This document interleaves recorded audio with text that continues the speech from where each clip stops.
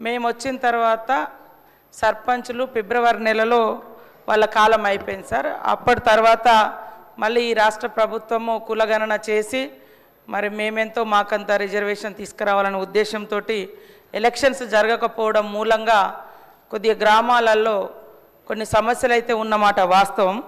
అయితే ఈ వచ్చినటువంటి పెండింగ్ బిల్లులన్నీ కూడా గత ప్రభుత్వం నుంచి బీఆర్ఎస్ ప్రభుత్వం మాకు వారసత్వంగా ఇచ్చినటువంటి పెండింగ్ బిల్లులు. అయితే ఇవి లాస్ట్ ఏదో 1-2 ఇయర్స్ నుంచి కాదు సార్, 2014 నుంచి కూడా ఇట్లనే వస్తూ వచ్చింది. పెండింగ్ బిల్స్ నా దగ్గర ఉన్నాయి, కావాలంటే వాళ్ళకి ఆ స్టేట్మెంట్స్ కూడా ఇవ్వడం జరుగుతుంది అధ్యక్ష. అదేవిధంగా అధ్యక్ష వీరి హయాంలో ఇప్పుడు ఆర్థిక శాఖ మంత్రి గారు ఆ రోజు హరీష్ రావు గారే ఉన్నారు. వారు ఇంత బాధపడుతున్నారు. మీ చేతిలో ఉండి ఇట్లా ఒక సంతకం పెట్టించుంటే ఆ రోజు అన్నీ క్లియర్ అయ్యేటి. మేము వచ్చినాక సర్పంచ్లో లేరు, సర్పంచ్ల బిల్లులు మా దగ్గర పెండింగ్ లేవు. అయినా కూడా సార్ మా ప్రభుత్వంలో మరి ఇప్పటి వరకు జీపీల కోసం 740 కోట్ల రూపాయలను ఇవ్వడం జరిగింది.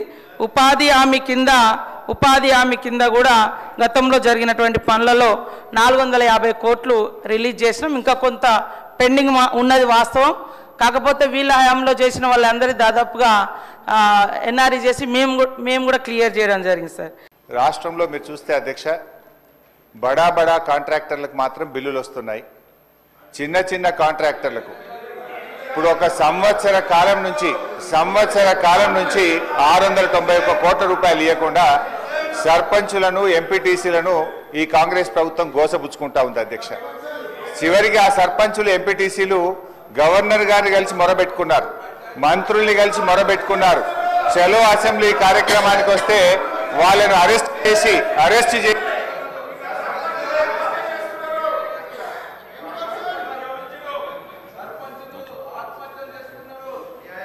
స్పీకర్ సార్ సభను కొంచెం ఆర్డర్లో పెట్టండి. స్పీకర్ సార్ 2 రోజులు మొన్ననే ట్రైనింగ్ ఇచ్చింది, ఇదేనా సార్ ట్రైనింగ్? సార్ అధ్యక్ష, బీఆర్ఎస్ పాలనలో తెలంగాణ పల్లెలు అద్భుతంగా కేసీఆర్ గారి నాయకత్వంలో తీర్చిదిద్దబడ్డాయి. పల్లె ప్రగతి, పట్టణ ప్రగతి అనే కార్యక్రమం పెట్టి ప్రతి నెల పల్లె ప్రగతి కింద గ్రామాలకు 275 కోట్లు ఇచ్చాం, పట్టణ ప్రగతి కింద 150 కోట్ల రూపాయలు ఇచ్చాం. కానీ కాంగ్రెస్ ప్రభుత్వం వచ్చిన తర్వాత ఈ ఏడాది కాలంలో పల్లె ప్రగతి, పట్టణ ప్రగతి కింద 1 రూపాయి కూడా గ్రామ పంచాయతీలకు ఇవ్వకుండా పోవడం వల్ల ఈ రోజు ఈ సమస్య వచ్చింది అధ్యక్ష. ఇది నేను చెప్తున్నది కాదు, కేంద్ర ప్రభుత్వం చెప్పింది. దేశంలో ఉత్తమ గ్రామ పంచాయతీల అవార్డులు ప్రకటిస్తే టాప్ 20 అవార్డ్స్ లో 19 అవార్డులు తెలంగాణ రాష్ట్రానికి వచ్చాయి. 20లో 19 తెలంగాణకు తెచ్చిన ఘనత కేసీఆర్ గారిది, బీఆర్ఎస్ ప్రభుత్వాన్ని. సో ఆ రకంగా పల్లెలు చేశాం.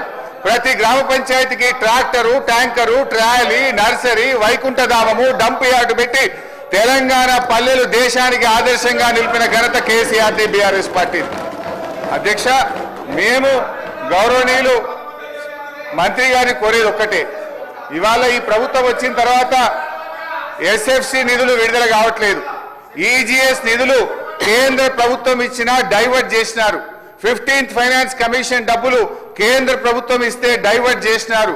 జీపీ జనరల్ ఫండ్ కూడా వాళ్ళ డబ్బులు వాళ్ళు ఖర్చు పెట్టుకోవడానికి కూడా ఫైనాన్స్ నుంచి క్లియరెన్స్ ఇయ్యక, చెక్కులు పాసుగాక ఇవాళ సర్పంచులు ఆత్మహత్య చేసుకునేటువంటి పరిస్థితి వచ్చింది. అప్పులు చేసి బంగారం కుదబెట్టి పనిచేస్తే ఈ బిల్లులు ఇయ్యారు అధ్యక్ష.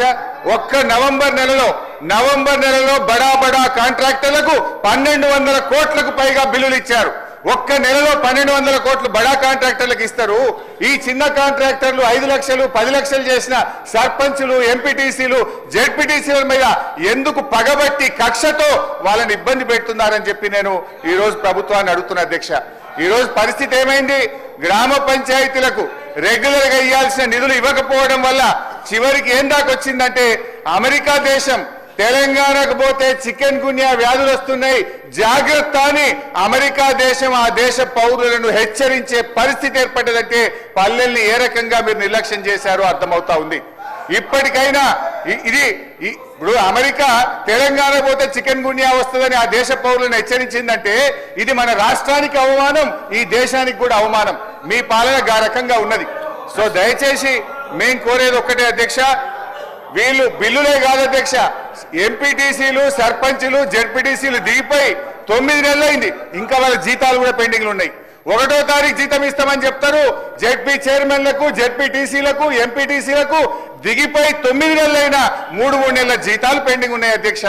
ఆ జీతాలు ఇయరైతే, పనిచేసిన దానికి బిల్లులు ఇయరైతే, వాళ్ళు మిత్తిలు కట్టలేక, అప్పులు కట్టలేక ఇవాళ చాలా బాధల్లో ఉన్నారు.